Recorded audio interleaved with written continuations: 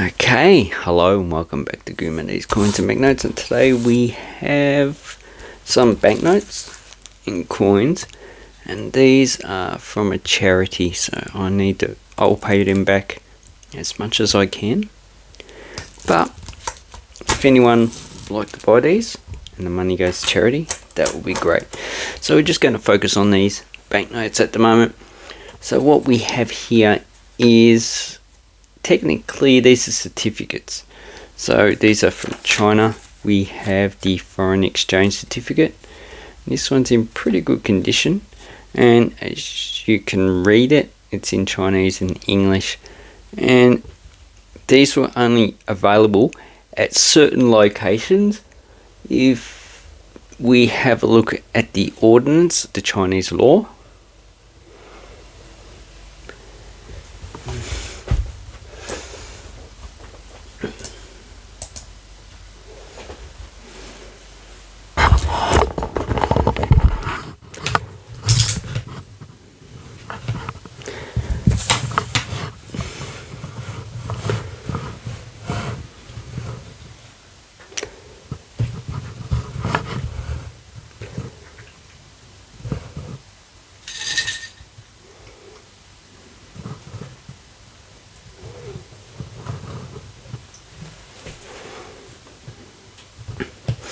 okay, so here we have the law, and as you can see, it's got quite a lot of things. Basically, it just says what you can and can't use it for. So you can use it for guest houses, hotels, accommodation, not for Chinese. So basically, Chinese people they weren't allowed to use them, but they probably did.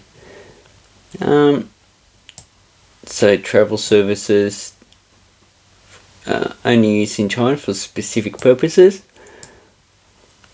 And here's the denominations that they were issued in. So 1 jiao to 100 yuan.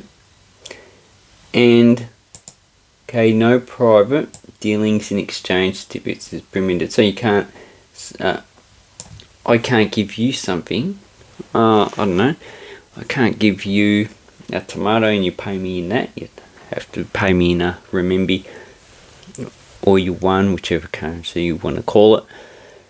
Okay. Violators will be punished with undermining social economic order of, according to chapter 3 of the criminal code. If you look up top, it's no longer in force. So since 1995 they got rid of these banknotes, and they were first issued in 1979. Okay, so I've got two denominations, and this is the 1 yuan, equivalent to the 1 yuan now. And do I have any Chinese? Yes, I do have Chinese currency. So this is the Chinese currency. This is the older one they used to use. Well, they still do.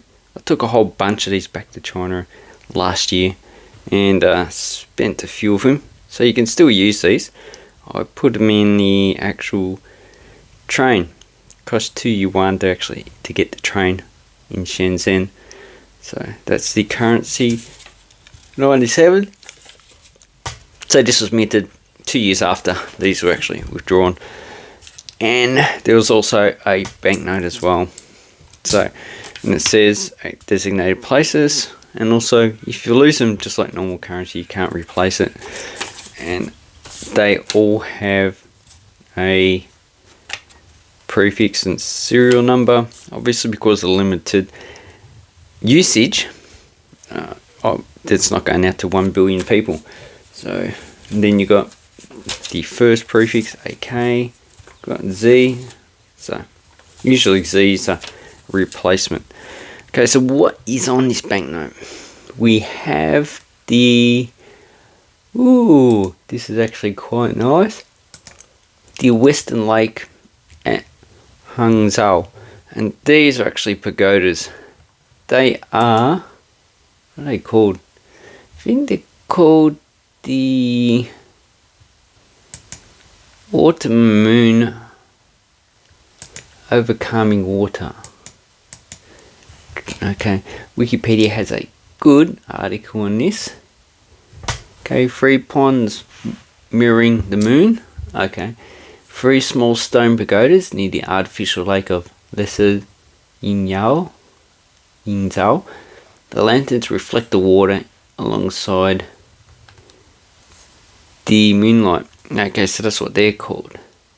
The 3 ponds mirroring the moon. Okay, so they're supposed to reflect light. So that's very interesting. That is what is on those banknotes, and it doesn't have the date in Arabic numerals, but it says 1979 year Lin. Okay, so this one's probably cost just a few dollars each. I've seen them on eBay, get uncirculated ones for probably $5 or less. And the only other denomination I have is the 10 yuan. So as you can see, these are pretty beat up. Has the same date, 1979. And these in uncirculated grade you pick up for about $10. So in this condition, they're not as good. And this is the Wu Gorge, which is Free Gorge, Wuzia, and okay, is the second gorge of the 3 gorges system on the Yangtze River, so that's the Yangtze River.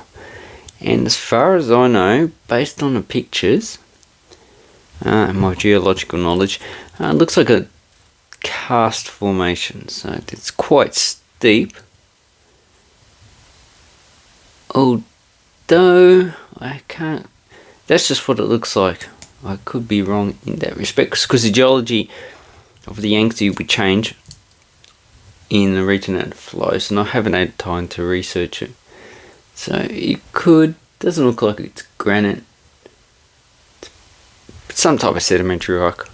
I'm just going to say limestone, based on some of the other geological features I've seen in China. But anyway, if anyone knows the geology of their region, please let me know. And these are interesting. I like this pattern. So this is an anti-counterfeiting feature, and it looks like, I don't know, you look up in a religious place up on the roof, and they have these decorated patterns on the roof, and on the 1 yuan we also have the same thing, but it's not as nice. The 10 yuan is actually a lot better. Now, if you want to get the 50 and 100 yuan, you're probably paying at least $50 to $100. So they're more expensive ones, because at the time period, those would have been high value banknotes. Once again, on the back it just has what you can do with the banknote. Here's a pretty lower grade one, and a 10 yuan. I'll probably keep the 10 yuan. Pay probably about $10 for it. This is the nicest one in the actual condition. So, now whatever countries use these, Soviet Union used them, Vietnam did. Basically, most of the communist countries had some type of foreign exchange certificate. This was put in place to funnel US dollars and probably Deutschmarks and pounds into a central system, so the government would not lose control of who had access to it, and they could actually use it to buy stuff from the West. So in Eastern Europe, I don't think Hungary had it, and Laos has never had these, nor has Cambodia. So very few communist countries have never issued something like this. Anyway, hope this helps you with your Chinese foreign exchange certificate. I'm going to try and get the whole lot. So if you have any information to put in, please let me know. Thank you and goodbye.